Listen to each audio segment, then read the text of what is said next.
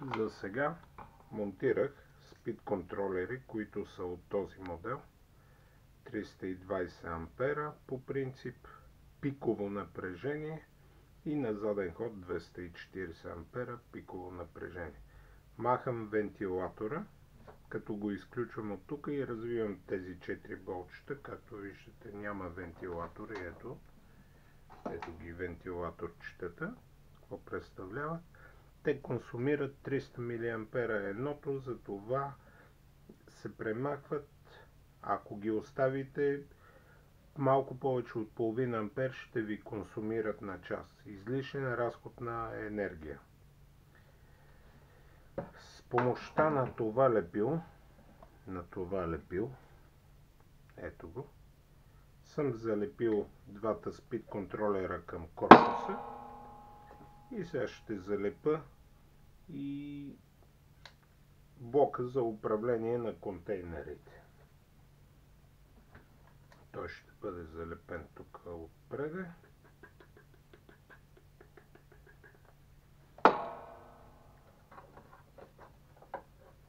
Така го залепяме пред спид контролерите. Този блок подава 1 секунда електрически импулс на електромагнитите, които са за отваряне на контейнерите. Единият жълт проводник е свързан към електромагнитите за контейнерите, а другия към електромагнита за кукооткачането.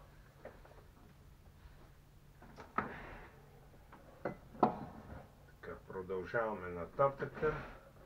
Това са входните кабели на спид контролерите.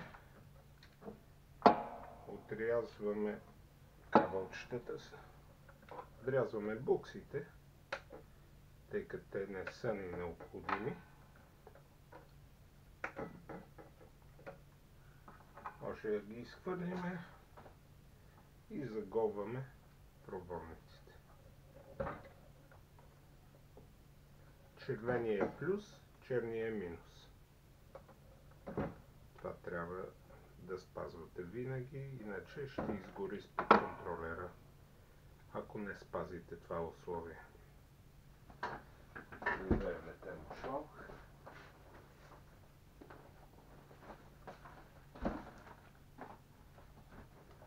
За да събера двата проводника, ще използвам малко термошлок. Да ги задържа в една позиция.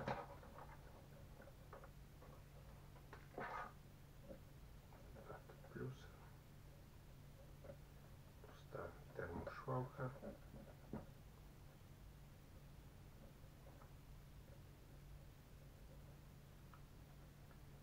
И завъртам.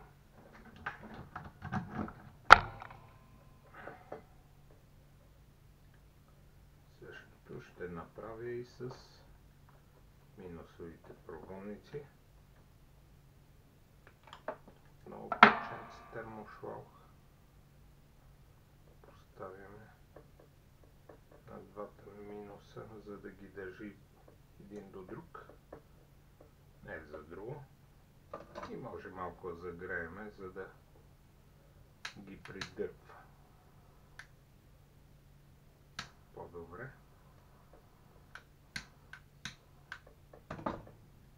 Готови сме. Сега ще калайдисаме. Двата плюса на спид контролерите се събират, тъй като ще се захранват от едно място. Калайдисвам точката.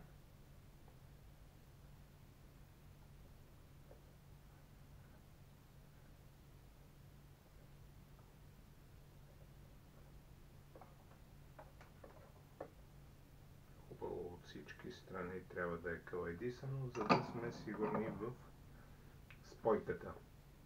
Забравих да спомена, че двете ключета от спид контролерите, които са тук бяха на тия жички монтирани, аз ги прекъсвам Премахвам ги и проводниците ги давам на късо.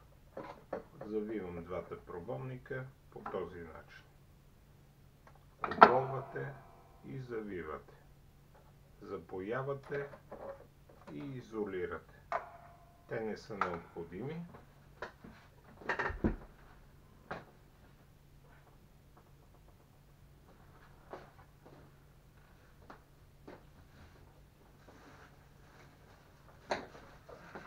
Следва поставяне на купунг. Взимаме купунг XT60, което означава, че и този купунг е за 60 ампер час ток. Отново ще приготвим две парченца термошлаг. Поставим после малко за изолация.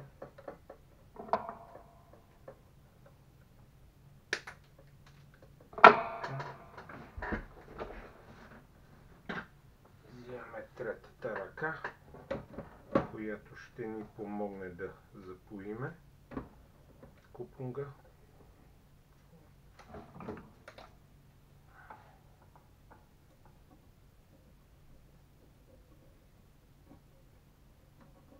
Коледисваме хубаво и тогава поставяме надолу.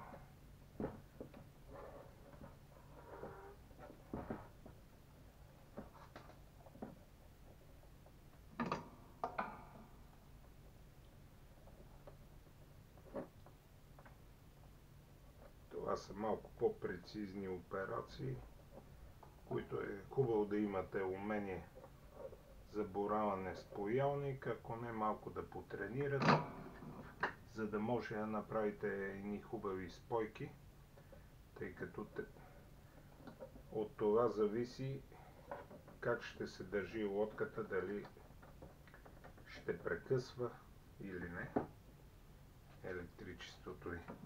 Прекъсне ли електричеството, лодката остава във водата.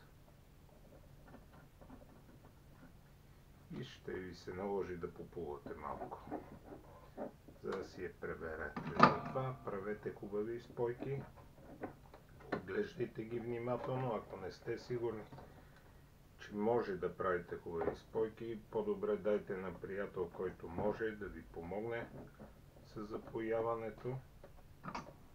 Аз това се занимавам цял живот с спойки, от общо взето над 50 години. Моят житейски път, така че за мен те не са проблем.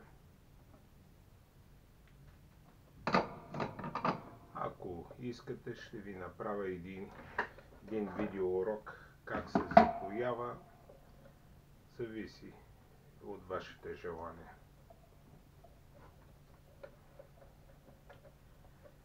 Направихме го. Загряваме с цел да се стегне термошлаухата и спид контролерите в частта си за хранване са готови. Сега трябва тези два проводника, които отиват към двигателите. Това е към десен двигател и към ляв двигател имаме същите проводници, да ги запоиме и тях. Разбира се, спойката ще стане след като ние сме тествали нещата, да знаеме как точно ще бъдат двигателите. Ето тук горе ще качиме с свинска опашка.